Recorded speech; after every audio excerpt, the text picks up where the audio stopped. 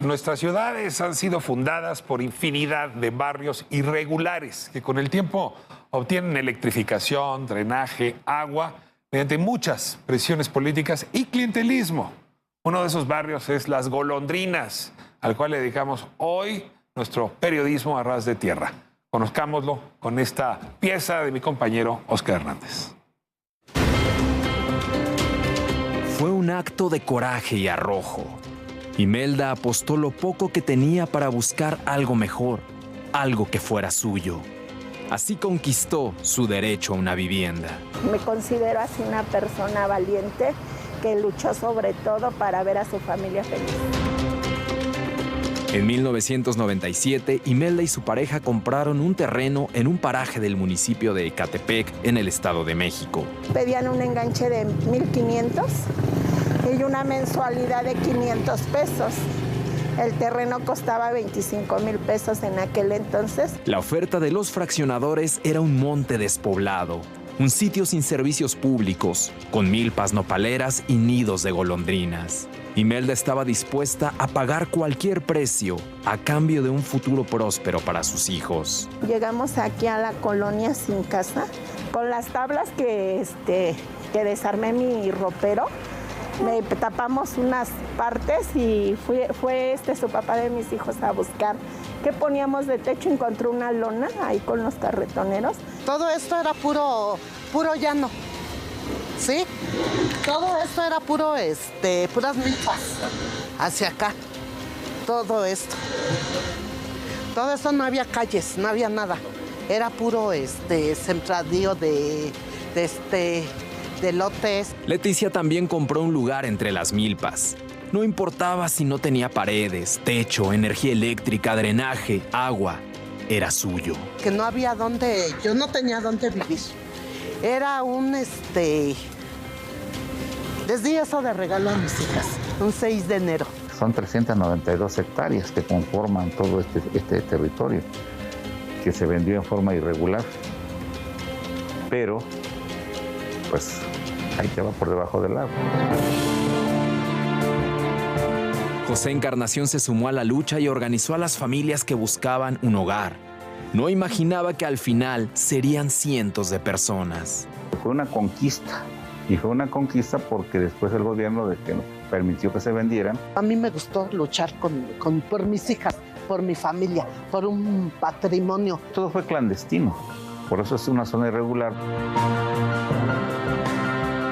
Así, apropiándose de terrenos, se consumó la primer victoria vecinal.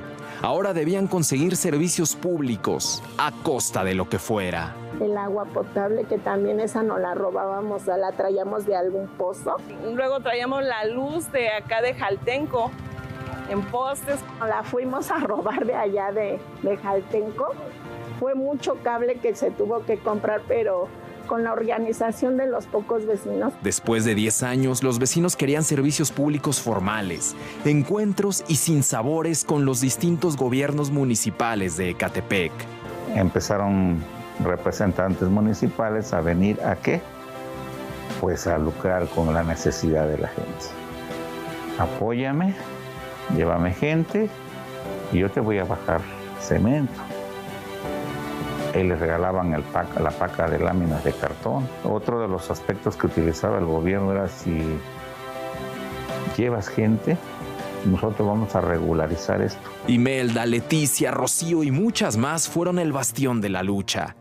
Nadie recuerda en qué momento la colonia comenzó a llamarse Golondrinas, pero saben que fue por ellas. A mí me tocó cargar los bultos de cemento para hacer un baño en la primaria. No había agua. Esa es la escuela secundaria Nahua 2000. Esa es la primaria Venustiano Carranza. Ahí nos tocó empezar a sufrirle desde esa escuela. Nos iban a desalojar a nosotros también y pues sí estábamos así. Me acuerdo que esa ocasión todos estábamos aquí según que cuidando el puente con palos, piedras por si nos querían desalojar. Y Golondrinas está hecho por mujeres, construido por mujeres, en una lucha ardua donde a ellas les dolía mucho que no hubiera esos servicios. los años, Imelda instaló una tienda. En esta colonia también perdió a su hijo. Se lo mataron en una riña. Me siento una mujer guerrera, bendecida por Dios porque he estado hasta el suelo. He vencido muchas cosas. Una de las cosas más fuertes que me ha pasado en esta colonia, he dejado aquí mi vida entera, es haber perdido a mi hijo. Luego de casi 30 años de sacrificios, el profesor José, a bordo de su taxi, nos muestra las calles pavimentadas, escuelas y comercios. Hace poco llegó el transporte público que lleva a los vecinos, la mayoría comerciantes, al Metro Indios Verdes, a la Vía Morelos o a la Central de Abasto Municipal. Aquellos chicos que llegaron hoy ya son jóvenes profesionistas. Los que llegaron pequeños ya son licenciados. ¿Sabes qué pasó? ¿Cómo se dice esa palabra? Liderazgo. Tuve un liderazgo chingón. Mi primer Navidad aquí, no había nada básicamente. Me acuerdo muy bien y tomamos con sándwiches. Fue la primera que pasamos y ahora digo, no inventes, ahora comemos hasta pierna. ¿Invadieron o conquistaron su derecho a una vivienda digna? Se pregunta el autor Emiliano Parra. Rocío e Imelda responden sin titubeos. No, pues la verdad no somos ni invasores ni paracaidistas. Porque pues de cierta manera, como te acabo de repetir, nos costó y nos costó bastante. A conquistar un derecho, porque como mexicanos tenemos derecho a un lugar digno. Lo que nuestro país, nuestros gobiernos, a veces no nos dan esta oportunidad. Golondrinas, un sitio donde hoy viven 500 familias y que apareció en el mapa porque estas mujeres lucharon para ello. Le sufrimos, le batallamos. Pues la gente, yo siento que estaba igual que yo, que no tenía dónde comprar en las lomas de Chapultepec. Pues teníamos que venirle a batallar aquí, ¿no? Porque al final, pues mira qué bonito, ya se transformó Golondrinas. Para ADN 40, Edgar Andrade en las imágenes, Óscar Hernández Bonilla, Fuerza Informativa Azteca. Las Golondrinas es el último barrio fundado en el municipio de Ecatepec, ese súper municipio en territorio y sobre todo súper poblado. Y las Golondrinas están hoy pues, en nuestro radar gracias a un estupendo libro sobre esa colonia, Las Golondrinas, que escribió mi colega, periodista y escritor Emiliano Ruiz Parra. Me da mucho gusto tenerte aquí, Emiliano. Muchas gracias, Ricardo. Yo estoy agradecido. ¿Cuántos años te tomó entrevistar a todos estos personajes, al profesor, a Imelda, en fin, poner en el mapa de tus intereses a Las Golondrinas y publicar ese texto? Yo estuve yendo más de 3 años y luego otros 3 años entre que iba menos, pero ya estaba escribiendo. Y luego vino la pandemia, pero ya vi que tu reportero con una tarde ya hizo el mismo trabajo, fantástico. Bueno, Óscar leyó tu libro también. Me gustó mucho el reportaje y creo que mucha gente que está viendo este programa se reconoce en una noticia como esta, en un barrio como este, porque pues cada vez más mexicanos viven en barrios marginales como Golondrinas. Eso te iba a preguntar justamente. Pudiste haber escogido un mundo de barrios en el país, ¿no? En la Colonia Independencia, en Monterrey, desde luego en Coacalco, que está ahí cerca, o en Los Reyes, y decides esta colonia, Las Golondrinas, chiquitita. ¿Por qué escoges esa colonia y qué significa como relevancia para el resto del país y del mundo? Déjame planteártelo así. Yo iba buscando la colonia de al lado, que es la Colosio, porque hay más de 100 barrios llamados Luis Donaldo Colosio en este país, que son los que funda el PRI como en este último intento de acaparar esa pobreza urbana. Entonces, en el 95, 96, funda un montón de barrios Esfuerzo Colosio, clientelar. de esfuerzo clientelar. Entonces, llegué y empecé a platicar y me dice, no, pero aquí no es Colosio, aquí es Golondrinas. Colosio es la de ahí enfrente. Golondrinas es muy pequeñita, me dijeron. Somos nosotros nada más. Y dije, pues fantástico, porque es un nombre tan poético, tan bello. Es más o menos la misma historia, ¿no? Barrios fundados a fines de los 90, en donde era monte, en donde era milpa. Es la ciudad migrando al campo.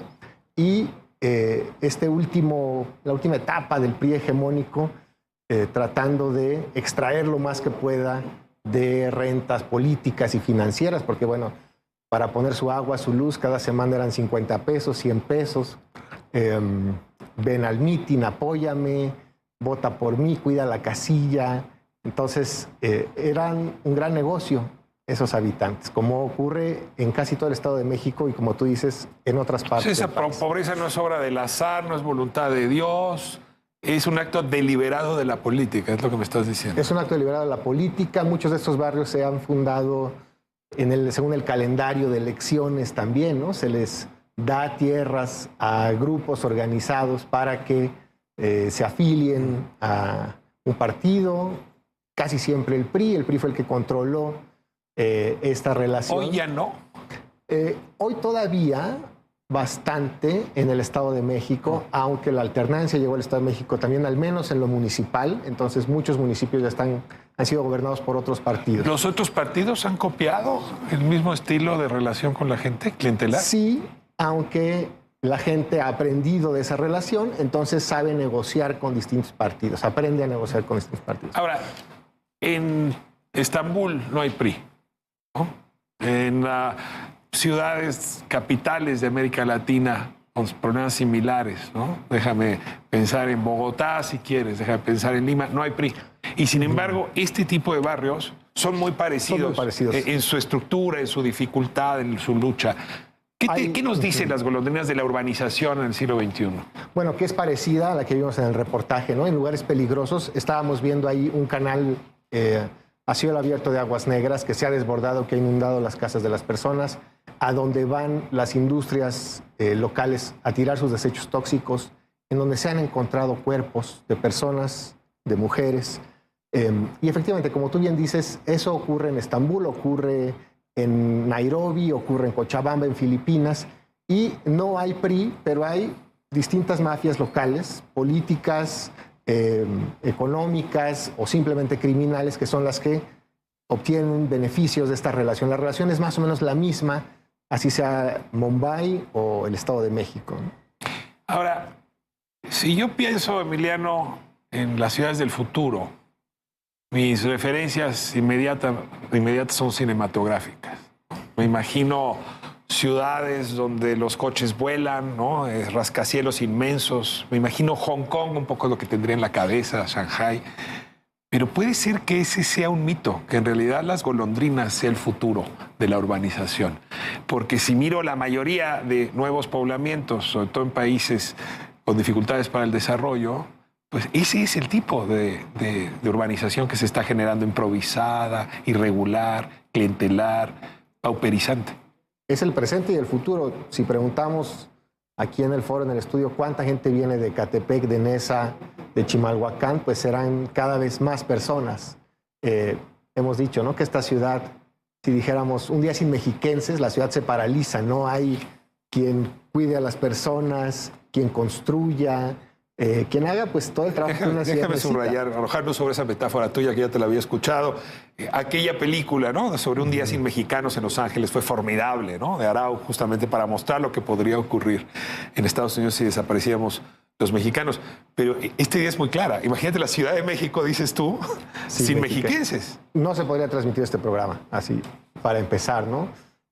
No habría quien cuidara en un sentido muy amplio, desde la policía, las enfermeras, cuidadores, cuidadoras, hasta trabajos ya cada vez más sofisticados y más profesionales de personas que igual vienen desde Ecatepec, porque pagar una renta en el centro de esta ciudad o en las alcaldías céntricas pues es cada vez más difícil, más inalcanzable.